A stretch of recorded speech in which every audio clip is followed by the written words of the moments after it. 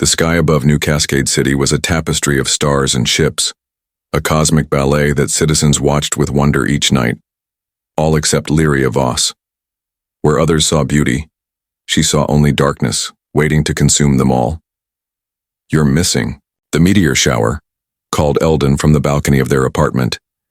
His voice carried the same gentle persistence it always did when trying to coax her outside on clear nights. Lyria clutched her mug tighter, the warmth against her palms a poor substitute for the comfort she sought. "I have reports to finish," she replied without looking up from her console. The lie came easily after years of practice. Better than admitting that just glimpsing the night sky sent ice through her veins and made her heart hammer against her ribs like it wanted to escape. Better than explaining how the vast emptiness seemed to call to her with voices that weren't really there. Eldon's silhouette appeared in the doorway, his tall frame outlined by starlight. "It's been 15 years, Lyri. You can't hide forever." 15 years since the collapse. 15 years since she'd watched her family's shuttle disintegrate in Earth's atmosphere, a brilliant streak of fire claiming everyone she loved. She'd been 10 years old, standing on the observation deck of Space Station Meridian, helpless as the catastrophic engine failure turned her world to ash. "I'm not hiding," she said. "I'm being practical. Someone has to make sure the defense systems are functioning properly." As chief security engineer for New Cascade, her paranoia was considered an asset. The colony needed someone obsessively checking for weaknesses in their planetary defense grid. The fact that her fear kept her eyes fixed firmly on screens rather than skies was her business alone.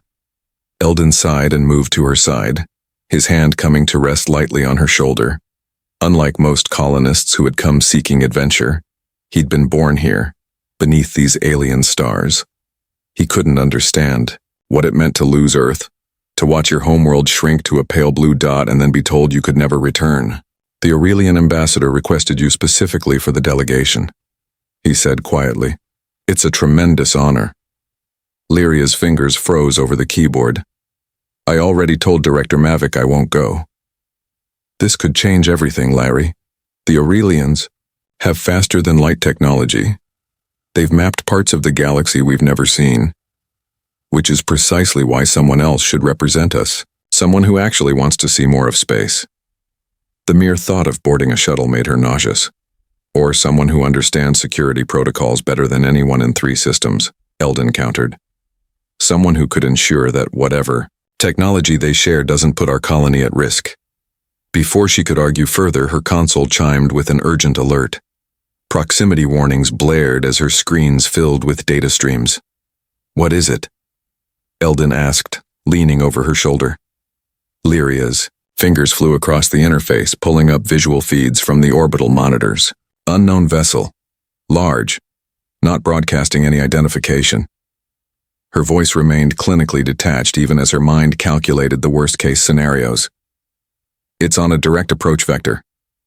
The ship that filled her screen was like nothing she'd ever seen, obsidian black with geometries that seemed to bend light around its edges.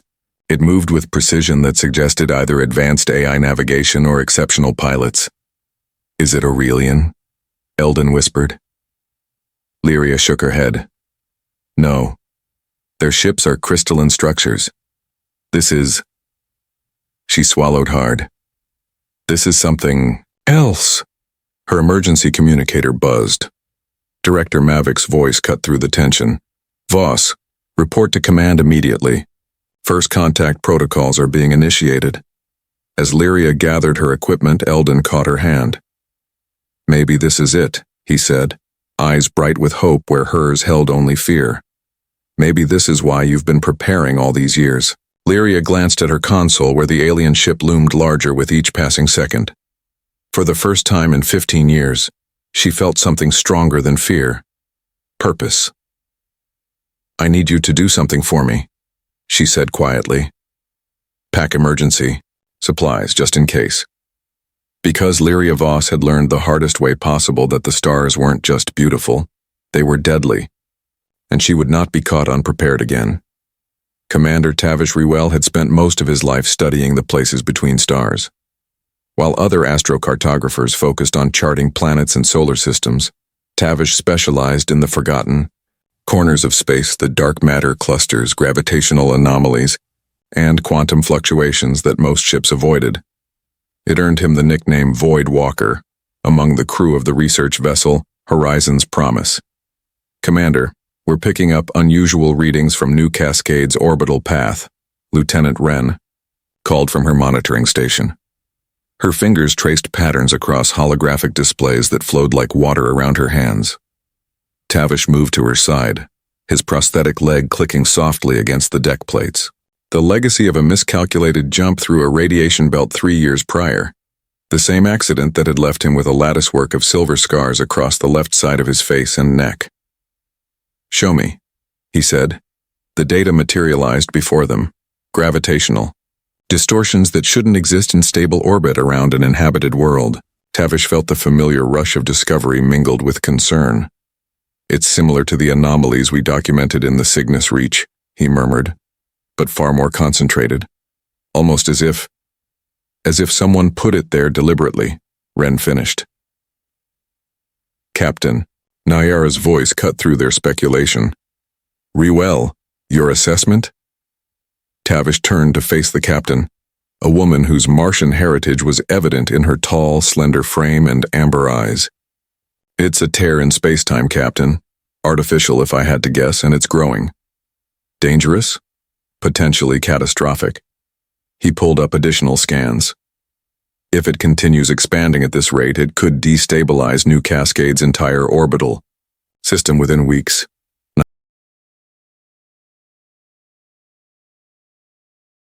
The mysterious ship had appeared 12 hours ago, requesting immediate audience with the colony's leadership. Their timing coincided too neatly with the discovery of the anomaly to be coincidence. "They're calling themselves the Vanguard," Nayara continued. "Claimed to be representatives of something called the Concordance of Worlds. Said they detected the anomaly and came to assist. Or they created it," Wren muttered. Tavish studied the readings again. Something about the patterns seemed familiar, like a mathematical signature he'd seen before. "Captain, I'd like to attend the diplomatic meeting." Nayara raised an eyebrow. "You're an astrocartographer, Ruel, not a diplomat." "With respect, Captain, if they're discussing the anomaly, you'll need someone who understands what we're looking at, someone who can tell if their explanation makes scientific sense." After a moment's consideration, Nayara nodded. "Very well. You'll accompany me to the surface. Departure in 30 minutes. As Tavish prepared for the mission, he found himself reviewing the colony's personnel files. One name caught his attention: Lyria Voss, Chief Security Engineer. Her security protocols had twice prevented the Horizon's Promise from establishing direct communication with the planetary surface. Protocols so advanced they'd almost mistaken them for hostile action. The file included a single image: a woman, with intense gray eyes and dark hair pulled back severely from a face that rarely smiled. Something about her expression resonated with Tavish, the look of someone who had seen too much of the void and now couldn't look away. Before boarding the shuttle, Tavish made his way to the observation deck. Below them, New Cascade gleamed, like an emerald set in onyx, clouds swirling across its surface in delicate patterns. He'd mapped 100 worlds, but found each one uniquely beautiful. "Commander?" Wren called from the shuttle bay entrance. "Captain's waiting." Tavish nodded, taking one last look at the colony and the anomaly invisibly threatening it. "Some people look at stars and see only light," he said quietly. "I see stories, birth and death, creation and destruction, all written in radiation and gravity." "And what's this anomaly story?" Wren asked. Tavish's expression darkened. "That's what worries me, Lieutenant. Whatever this is, it's not a natural phenomenon.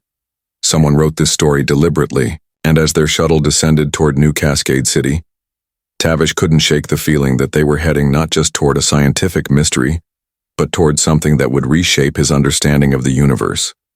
And perhaps much more. Lyria arrived at Command Center to find it transformed. The sprawling circular room normally hummed with the quiet efficiency of routine colonial operations. Now it bristled with tension as technicians prepared for the diplomatic reception.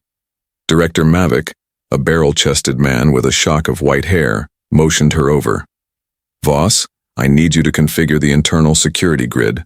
Full spectrum monitoring, but nothing overtly hostile." "Sir, with all due respect, we should be evacuating, not hosting a reception," Lyria said, keeping her voice low. Mavik's expression hardened. "And go where exactly? We have 30,000 colonists and limited ships. Unless you're suggesting we abandon our home based on nothing but an unidentified vessel?" "That unidentified vessel is unlike anything in our databases," Lyria countered. "And they arrived without triggering a single early warning system until they were practically in orbit." "Which is why you're here," Mavik said, his tone softening slightly. "I need your paranoia, Voss, but channeled productively. Configure security, assess any technology they might demonstrate, and report directly to me." Before she could protest further, the communications officer announced incoming transmissions from both the visitor ship and an approaching Earth Alliance vessel, the Horizon's Promise. Lyria retreated to her security station, fingers dancing across interfaces as she established protection parameters. She had just finished when the doors slid open to admit the first diplomatic party. The Alliance delegation entered first. Captain Nayara, whose reputation preceded her, and a man Lyria didn't recognize. Tall with an athletic build despite his prosthetic leg, he moved with the deliberate grace of someone accustomed to varying gravitational environments. Silver scars traced one side of his otherwise handsome face, glinting under the lights, but it was his eyes that caught her attention. Deep blue and intensely observant, taking in everything with scientific precision. His gaze met hers briefly across the room, and Lyria felt an unexpected jolt of recognition, though she was certain they'd never met. The moment passed as the room's atmosphere shifted palpably. The alien delegation had arrived. The beings that entered defied easy description. Humanoid in general shape, but taller, with skin that seemed to absorb light rather than reflect it, a deep blue-black that made their silver eyes more striking by contrast. They wore no visible technology or weapons, only flowing garments that shifted colors like oil on water. "Welcome to New Cascade," Director Mavik began. "I am Director Renaud Mavik. We are honored by your visit." The tallest of the visitors inclined, their head. "I am Emissary Ixor of the Vanguard. We come with warning and offering assistance."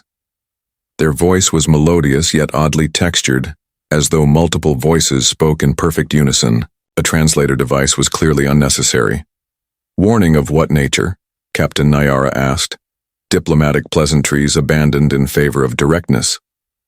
"A rupture in the fabric of space-time," Ixor replied. "Currently forming in your orbit. Left unchecked, it will destabilize this world entirely." The man with the silver scars stepped forward. "Commander Tavish Rewell, astrocartographer. We've detected the anomaly, but our readings suggest it formed recently. Very recently." "Your observation is correct," Ixor said. "The tear began forming approximately 14 of your days ago. We detected it through disturbances in what you might call subspace." Lyria focused on monitoring subtle energy fields throughout the room while listening intently. Something about the timeline nagged at her. 14 days ago marked the anniversary of the collapse, 15 years exactly since Earth had sealed its borders and abandoned its colonies following the atmospheric catastrophes. "And you just happened to be close enough to assist?" she found herself asking before protocol could silence her. All eyes turned to her, including the unnerving silver gaze of Emissary Ixor. "You question our timing," they stated. "Not a question." "Director," Mavik began to speak, but Ixor raised a hand. "No, the question deserves answer. We have been observing your colony for some time, as we do all emerging civilizations along the galactic rim." "We're hardly emerging," Captain Nayara interjected. "Earth has had spaceflight capability for centuries, yet you remain bound to single-system travel," Ixor replied without condescension. "More importantly, you stand at a crucial junction. The anomaly represents both crisis and opportunity." Commander Ruel's expression sharpened with interest. "Opportunity how?" "The tier connects to the network, what some civilizations call the lattice. pathways between distant points in space-time that allow instantaneous travel. Lyria felt cold dread settling in her stomach. It sounded too good to be true, which, in her experience, meant it absolutely was. "And you can help us access this network?" Mavic asked, unable to hide his eagerness. "We can help you survive it," Ixor corrected. "The rupture formed naturally but unpredictably. Without stabilization, it will continue expanding until it consumes your world." As if to punctuate their warning, the lights flickered momentarily, a power fluctuation rippling through the colony's grid. Through the command center's panoramic windows, Lyria caught sight of something that made her breath catch. A shimmer in the night sky, like heat distortion but impossibly high in the atmosphere, visible evidence of the tear they were discussing. For the first time in 15 years, Lyria found herself staring upward at the stars, not with fear, but with a growing certainty that something far worse was coming. Tavish watched the colony's security engineer from across the briefing room. Where others displayed excitement or diplomatic caution about the Vanguard's revelations, Lyria Voss radiated controlled suspicion. She hadn't spoken since her initial question. The meeting had adjourned temporarily while the Vanguard returned to their vessel to retrieve what they called demonstration materials. Tavish seized the opportunity, approaching Lyria's workstation with deliberate casualness. "Your security algorithms are remarkable," he said by way of introduction. 3 times they blocked our standard communication protocols. Most colonies barely manage one." Lyria glanced up, her gray eyes assessing him with professional detachment. "The Horizon's promise uses outdated authentication sequences. You should update them." "I'll pass that along to our communications officer," Tavish replied, fighting a smile. "Though I suspect she'll have choice words about colonial paranoia." "Paranoia implies irrationality," Lyria countered, returning to her work. "I prefer to call it pattern recognition." "And what patterns are you recognizing now?" Tavish asked, lowering his voice. Her fingers paused almost imperceptibly. "Nothing conclusive, but something concerning enough that you've initiated a level 3 security lockdown on all critical systems." When she looked up sharply, he added, "I recognize patterns too." For a long moment, they studied each other. Tavish saw the calculations behind her eyes, assessing whether he was a potential ally or another variable to be managed. "The anomaly didn't form 14 days ago," she finally said. "Our atmospheric sensors would have detected the gravitational fluctuations. It appeared when they arrived, not before." Tavish nodded slowly. "I had the same thought. The mathematical signature in the distortion field is too precise, too structured. You think they created it?" "I think they're telling a partial truth. The tear is real enough and genuinely dangerous. But I suspect they know far more about its origins than they're admitting." Director Mavic approached before Lyria could respond. "Commander Ruel, Captain Nayara is looking for you. The Vanguard have returned with some kind of demonstration device." The device, as it turned out, was deceptively simple. A crystalline sphere approximately 30 centimeters in diameter, resting on a pedestal in the center of the command room. Its surface swirled with iridescent colors that seemed to move beneath a transparent outer layer. "This is a lattice key," Emissary Ixor explained. "It allows us to visualize and manipulate tears in space-time." Tavish circled the object, fascinated despite his misgivings. "May I?" he asked, gesturing toward it. Ixor inclined their head in permission. "You may observe, but please do not touch its surface directly." Using his datapad, Tavish began scanning the sphere, recording energy signatures and dimensional variances. The readings were unlike anything he'd ever encountered. Particles that seemed to exist in multiple states simultaneously. Energy patterns that looped back on themselves in impossible configurations. "Remarkable," he murmured. "It's like a 3-dimensional representation of 11-dimensional space." "A crude but adequate analogy," Ixor replied. "Watch." The emissary passed their hand over the sphere's surface without touching it. Immediately, the command center's lights dimmed as a holographic display erupted from the sphere, filling the room with a three-dimensional map of New Cascade's orbital system. Above the colony planet, a pulsing red distortion marked the location of the tear. Current state, Ixor said. Then they made another gesture and the simulation accelerated. The tear grew exponentially, spreading tendrils of distortion throughout the orbital paths. In the simulation, New Cascade's moon began to drift from its orbit, creating catastrophic tidal effects on the planet below. 7 days from now, Ixor stated as land masses in the simulation cracked and oceans surged. 14 days. The planet's crust appeared to rupture in multiple locations. 21 days. The simulation showed New Cascade breaking apart entirely. A stunned silence fell over the room. "This can be prevented?" Captain Nyara asked, her voice carefully controlled. "Yes." Ixor made another gesture, and the simulation reset. "With the proper application of stabilizing technologies at key points around the tear, we can convert it from a destructive force to a controlled gateway, a permanent connection to the lattice." Director Mavic stepped forward. "And these stabilizing technologies, you would provide them?" "We would assist in their deployment," Ixor corrected. "For this to succeed, we require your participation. Specifically," the emissary turned, silver, eyes fixing directly on Lyria. "We need your security specialist." Tavish watched Lyria stiffen. "Why me?" she asked, suspicion evident in her tone. "The deployment requires precise calibration to your world's specific gravitational signature," Ixor explained. "Your security systems already map these patterns in detail. You understand your world's rhythms better than anyone else present." It was a logical explanation, but Tavish noted something left unsaid in the way Ixor studied Lyria. Almost as if the emissary recognized her, though that seemed impossible. "I have a question," Tavish interjected, drawing attention away from Lyria momentarily. "This lattice you describe, who controls it? Who decides which civilizations may access it?" A subtle tension rippled through the Vanguard delegation. "The lattice simply is," Ixor replied. "Like gravity or light, we merely understand how to navigate and utilize it." "And what do you gain from helping us?" Lyria asked, finding her voice again. "Another point of connection," Ixor said. "Another world joined to the greater community of spacefaring civilizations. Knowledge shared is knowledge multiplied." The diplomatic answer came too smoothly, too practiced.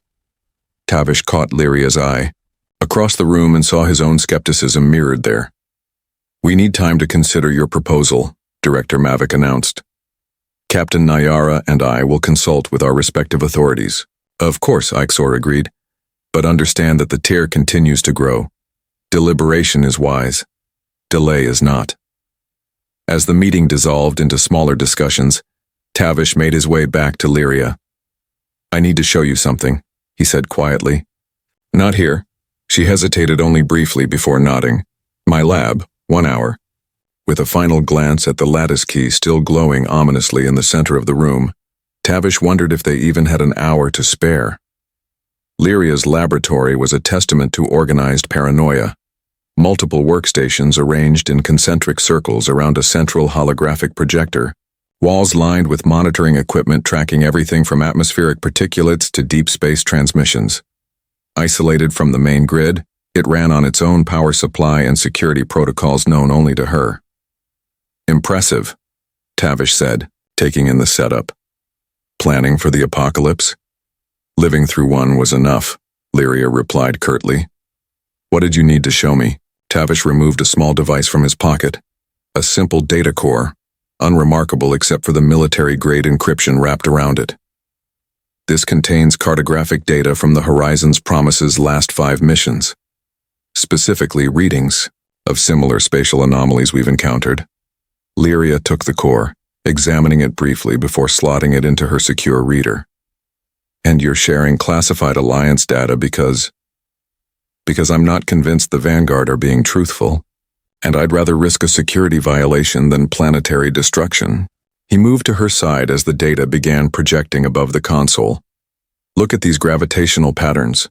We've recorded 3 similar anomalies in the past year, all in uninhabited systems. The holographic display showed swirling distortions, mathematical models of space-time ruptures eerily similar to what now threaten New Cascade. All 3 followed the same pattern of expansion you saw in their simulation, Tavish continued. But here's what they didn't show you. He manipulated the controls, advancing the simulations beyond the apparent destruction. Watch what happens afterward. Lyria leaned forward, gray eyes intent on the display. After the simulated planetary bodies shattered, the anomalies themselves began to change, collapsing inward before stabilizing into perfectly circular formations. They're not ruptures, she murmured. They're gateways. Precisely, but gateways to where? And more importantly, for what purpose? Tavish pulled up another file. This is from an ancient data cache we discovered in the Procyon system. Pre-collapse. Artifacts, possibly dating back to humanity's first extrasolar missions. The cache contained fragmented records from Earth's early colonization period, reports of unexplained phenomena and encounters with non-human intelligences that had been dismissed as hoaxes or hallucinations. Among them, descriptions of entities that absorbed light rather than reflected it, with eyes like liquid mercury. The Vanguard, Lyria whispered. Or their ancestors, Tavish agreed. The records call them harbingers and associate them with lost colonies and missing ships, never proven, never officially acknowledged. Lyria's mind raced through implications. If they've been watching humanity for centuries, then this isn't first contact at all, Tavish finished. And New Cascade might not be their first target. Soft chime interrupted them, Lyria's secure communication channel activating. Eldon's voice filled the lab tight with urgency. Lyri, something's happening. The sky, it's changing. They rushed to the observation window. Outside, New Cascade's perpetual twilight had taken on an uncanny quality. The tear was now visible to the naked eye, a shimmering distortion stretching across the sky like a crack.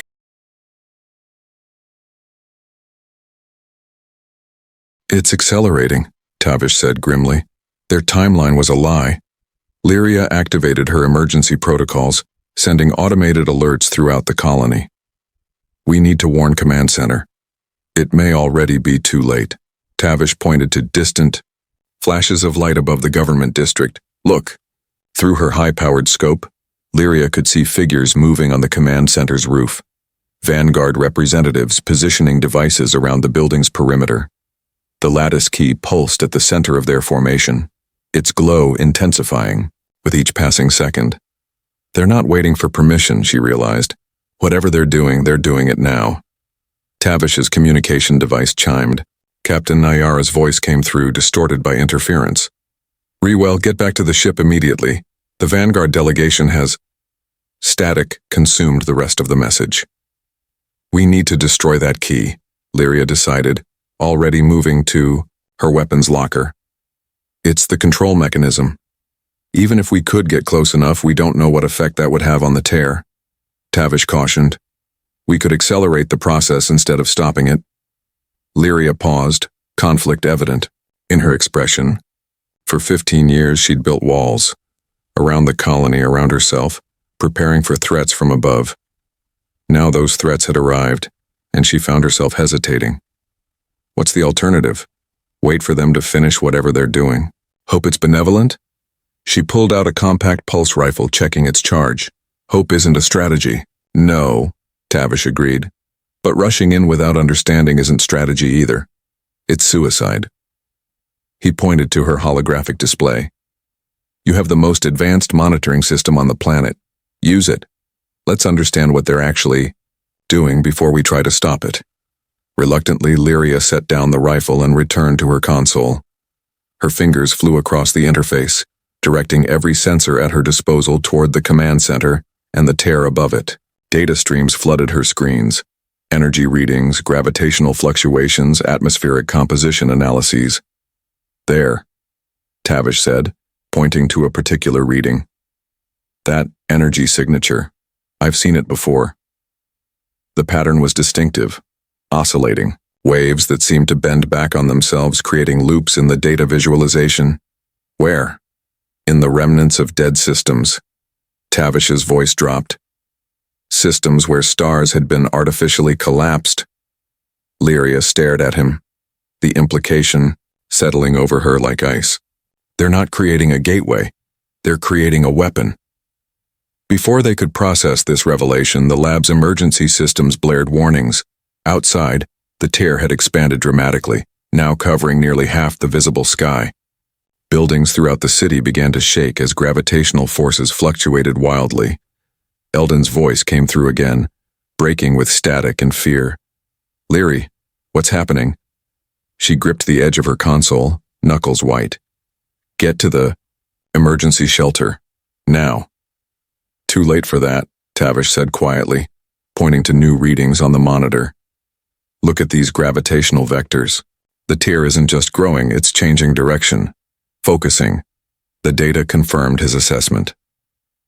Rather than expanding outward in all directions, the spatial distortion was concentrating its force directly onto New Cascade City, like a cosmic, magnifying glass focusing sunlight to a burning point. They're going to use the colony as the anchor point, Lyria realized. Not just the gateway, but the power source. Tavish's expression hardened with determination. "Then we'll need to give them a different anchor." The ground beneath New Cascade City shuddered continuously now, buildings swaying as gravity itself became unstable. In the sky, the tear had transformed into a swirling vortex of impossible colors, its edges crackling with energy that arced down to the atmosphere in brilliant tendrils. In Lyria's lab, emergency lighting cast harsh shadows as she and Tavish worked frantically at separate consoles, racing against collapse. "The horizon's promise is holding position outside the distortion field," Tavish reported, maintaining tenuous contact with his ship. "Captain Nayara has ordered evacuation shuttles for as many colonists as they can transport." "Not enough," Lyria said without looking up. "Not nearly enough time." Her hands moved with practiced precision despite the tremors rocking the building. "But we might have another option." She pulled up schematics for New Cascade's orbital defense system, a network of satellites and energy platforms she'd personally designed to protect against everything from meteor strikes to hostile vessels. Originally built from paranoia, they might now be their only hope. "If we reconfigure the defense grid to project a counter-resonance field," she explained, "we might be able to disrupt their focus point, shift it away from the population center." "Shift it where?" Tavish asked, already seeing where her plan was heading. "The northern polar region, uninhabited. Minimal ecological impact." Her voice remained steady, even as the implications hung between them. "It won't stop the tear, but it might redirect the worst of the damage." Tavish studied the calculations. "This could work, but you'll need to manually realign the orbital platforms. The automated systems won't respond quickly enough with this level of interference." "I know." Lyria activated her emergency override codes, bringing the defense grid under her direct control. "I'll use the maintenance shuttle. It has manual navigation systems, less vulnerable to the gravitational fluctuations." "I'm coming with you," Tavish said, his tone brooking no argument. "You'll need someone to monitor the tear's response while you handle the realignment." Before Lyria could reply, the lab door slid open. Eldon stood there, face pale but determined. "I heard everything," he said. "I'm coming too." "Absolutely not," Lyria snapped. "Get to the evacuation point. Help coordinate the civilians." "There is no evacuation point anymore," Eldon countered. "Command center is gone. The Vanguard have taken control of all major facilities. Director Mavic is either dead or collaborating." He moved to her side, placing a hand on her shoulder. "You can't do this alone, Larry." For 15 years, she'd pushed him away whenever he tried to draw her out from behind her walls of fear and isolation. Now, with those walls literally crumbling around them, she found she couldn't do it again. "Fine," she conceded. "But you follow orders. Both of you." The journey to the shuttle bay was harrowing. Corridors buckled and twisted as gravitational anomalies intensified throughout the complex. Twice they were forced to detour around structural collapses. Outside, the city was transforming under the tear's influence. architecture warping in ways that defied physics. They reached the maintenance shuttle, just as another tremor rocked the bay, sending equipment crashing around them. The small vessel, little more than a cockpit with maneuvering thrusters and a cargo hold, represented their only chance. "It's designed for one pilot," Lyria warned as they climbed aboard. "Life support will be strained with 3. We won't need it for long," Tavish replied grimly, settling into the co-pilot position, one way or another. Eldon strapped himself into the rear compartment as Lyria initiated launch sequence. "Always knew you'd get me to look at the stars." "Eventually," he said, attempting a smile that didn't reach his eyes. The shuttle lurched upward, systems struggling against the gravitational interference. Through the viewport, they watched New Cascade City receding below, a once-ordered grid now distorted like a reflection in troubled water. Above, the tear dominated the sky, a wound in reality that pulsed with malevolent purpose. "There," Tavish pointed to readings on his console. "The lattice key's energy signature. It's the focal point controlling the tear's direction." Lyria nodded, hands steady on the controls despite the shuttle's increasing instability. "First platform is in range. Initiating manual override." The defense satellite responded to her commands, its energy matrix reconfiguring to emit the counter-resonance pattern they'd calculated. One by one, she brought each platform online, creating a network of opposing forces designed to push against the Vanguard's control. "It's working," Eldon called from his monitoring station. "The focal point is shifting, 3 degrees north already." But their success didn't go unnoticed. The shuttle's proximity sensors blared warning as energy pulses launched from the command center's roof, the Vanguard responding to their interference. "Evasive maneuvers," Tavish warned as the first pulse streaked past them. Lyria's hands flew over the controls, pushing the maintenance shuttle beyond its design parameters. They dived and rolled, barely avoiding the barrage while maintaining connection to the defense grid. "2 more platforms," she called. "Just need to hold position long enough to—" The shuttle rocked violently as a pulse caught their port thruster. Warning lights flashed across the console as systems failed in cascade. Smoke filled the cabin as emergency protocols activated. "Port stabilizers gone," Tavish reported, rerouting power through secondary systems. "We're losing altitude control." Lyria fought the controls, forcing the damaged vessel to maintain its position long enough to complete the final connections. "Almost there," she gritted through